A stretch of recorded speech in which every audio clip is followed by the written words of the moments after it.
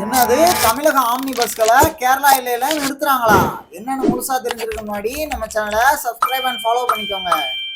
விஷயம் என்னன்னா, தமிழக பதிவு எண் கொண்ட ஆம்னி பஸ்கள் கேரளா சாலையில வரி செலுத்தாமல் இயக்கப்படுவதாக கூறி தமிழக ஆம்னி பஸ்களுக்கு கேரள மாநிலம் எர்ணாகுளத்துல போக்குவரத்து துறை அதிகாரிகள் அபராதம் விதிச்சிருக்காங்க.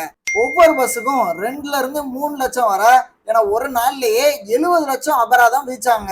இத்தகைய நடவடிக்கை கண்டித்து நேற்று முன்தினம் இரவு 8 மணி முதல் தமிழகத்திலிருந்து கேரளாவுக்கு ஆம்னி பஸ்கள் இயக்கப்படாதுன்னு அனைத்து ஆம்னி பஸ் உரிமையாளர்கள் சங்கம் தலைவர் அன்பழகன் அறிவிச்சாரு. இதற்கிடையில நேத்தைக்கு குமரி கேரள எல்லையான களியக்காவிளை, படந்தலாமூடு போன்ற பகுதிகளில் தமிழக ஆம்னி பஸ்கள் நிறுத்தப்பட்டது. இந்த நிலையில கேரளா செல்லும் தமிழக ஆம்னி பஸ்களை 2வது நாளா எல்லைகள்ல நிறுத்தியிருக்காங்க.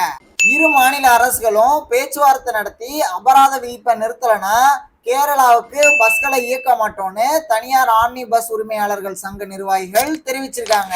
இந்த தொகுப்பை கடைசியாக பார்த்ததுக்கு ரொம்ப நன்றி.